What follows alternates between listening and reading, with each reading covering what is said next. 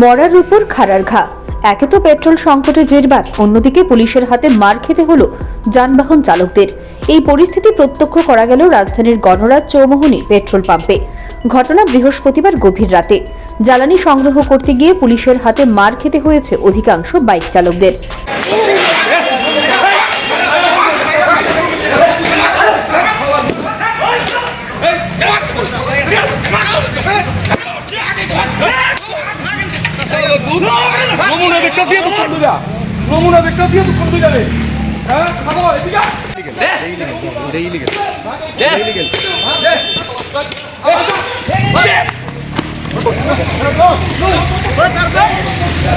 রাজ্যে জ্বালানির সংকট অব্যাহত। কবে নাগাদ পেট্রোল ডিজেলের এই সংকট দূর হবে কেউ বলতে পারছেন না। সোনারপুরে রাস্তার এখনো সারাইয়ের কাজ চলছে। এই পরিস্থিতিতে রাজ্যের সমস্ত পেট্রোল পাম্পগুলোতে যান চালকদের ভিড় লেগেই আছে। বাধ্য হয়েই যান চালকেরা দিবারাত্রি বাড়ির এবং নিজের জরুরি কাজ ফেলে জ্বালানি সংগ্রহ করতে পেট্রোল পাম্পে লাইন দিচ্ছেন। বৃহস্পতিবার রাতেও গণরাজ চৌমুহনীতে পেট্রোলের জন্য লাইন ধরেন। রাত আনুমানিক 11:30 নাগাদ পেট্রোল পাম্প থেকে বলা হয়েছে মেশিন নষ্ট, তাই আর জ্বালানি দেওয়া যাবে না। এর কিছুক্ষণের মধ্যেই পেছনের 4 জনকে টোকেন দেওয়া হয়েছে। পেট্রোল দেওয়া হবে না এই কথা শুনতেই যান চালকদের মধ্যে হতাশার সৃষ্টি হয়েছে। তাদের মাথায় যেন আকাশ ভেঙে পড়ে। শুরু হয়ে যায় যান চালকদের মধ্যে চেঁচামেচি। 100 জনের টোকেন আরো উল্টা দিছে, তারা আগের থেকে উল্টা 100 জনের টোকেন দিছে। টোকেন দিয়েছিল হঠাৎ কোন সময়তে লাইনে আছেন আপনারা? আমি 6টার সময় বৃষ্টি লাইনে তারপরে এই জায়গা থেকে আমি লাস্ট সাইকেল আমার ওখানে এই সাইকেল আমি যাত্রা রাখছি। আমি দিল্লি যাবো কিভাবে? আমি একটা দেখি টোকেন আছে না, আমি তো সেকেন্ড সাইকেল আমার এই সামনে তো সেকেন্ড সাইকেল আমার। আচ্ছা, যারা টোকেন পাইছে তারা তেল পাইছেনি না, তারা তো টোকেন দিয়েছে, তেল পাইছে। তারা তো তেল দেওয়ার কথা। আমরা তো এনে দাঁড়িয়েছি, তারা তো তেল পাইছে। ওই যে লাইনে দাঁড়িয়েছি। আপনাদের অভিযোগটা কি? তারা স্টক দেয় না, তারা তো স্টক দেয় না কিছু না, হঠাৎ করে মেশিন বন্ধ করে তারা বিতে থাকা তারা সিকিউরিটি দিতেছে। তো তারা বিতে এসে তাহলে কমেছে। আমরা 6 ঘন্টা 8 ঘন্টা খাওয়ান নাই,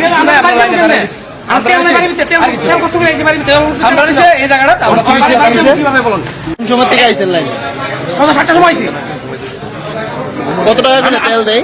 200 টাকার মতো তেল দেয়। 200 টাকা তেল দেয়। এদিকে রাত 11:30 নাগাদ সেখানে ছুটে আসে পেট্রোল পাম্পের মালিক। তিনি এসেই বলেন মেশিন নষ্ট, তাই পেট্রোল দেওয়া হবে না। কথা শুনতেই যান চালকেরা হইচই শুরু করে। পেট্রোল পাম্পের মালিক বলেন আশেপাশের লোকজন ঘুমোতে পারছেন না, তাই আর পেট্রোল দেওয়া যাবে না। এর মধ্যেই পূর্ব থানার পুলিশ এসে যান চালকদের বেধড়ক মারধর করতে থাকে। তেল দেওয়ানি লাগবে, তেল নাই এরা কিভাবে দিব?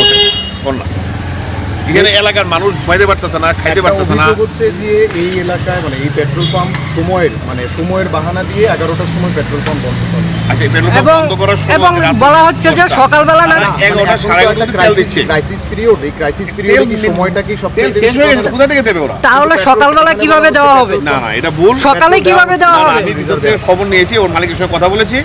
এখানে তেল নেই, তেল না থাকার কারণে ওরা বন্ধ করেছে। প্রশ্ন দুইটা আছে, একটা হচ্ছে মেশিন নষ্ট আর একটা হচ্ছে তেল নাই। কোনটা সমস্যা? মেশিন নষ্ট না, তেল নাই। না, বলা হয়েছিল কিছুক্ষণ আগে যে মেশিন নষ্ট বলা হয়েছে, কিন্তু আমি কি ভিতরে খবর নিয়েছি মেশিন নষ্ট না, ওদের কাছে তেলই নেই। তাহলে সকালবেলা দেবে কিভাবে? আপনারা সকালবেলা গাড়ি আসবে, ওদের গাড়ি আসে, রাস্তায় গাড়ি আসবে, আসলে ওরা তেল দেবে। মূলত 10-12 জনকে টোকেন দেওয়া হয়েছিল। যারা আছে তাদের লাইন চালায় না, টোকেন দেওয়া হয়েছিল। তেল যখন নেই টোকেনটা ওরা জানে যে তো এস্টিমেট করে পারে না দিতে। আচ্ছা, এখানে গভর্নমেন্টের একটা নিয়ম আছে, 2000 লিটার তেল গভর্নমেন্টের জন্য রাখতে হবে। আচ্ছা, কিন্তু এইভাবে মানে পেট্রোল পাম্পে আসার পর আপনাদের এলাকায় এইভাবে পুলিশের লাঠিচার্জ কিভাবে? পুলিশের লাঠি এটা প্রশাসনের ব্যাপার, এটা আমি কিছু বলতে পারি না। আমি পুলিশের লাঠির আঘাতে যানবাহন চালকেরা বাইক ফেলে দিয়ে যে যার মতো করে পালিয়ে যায়।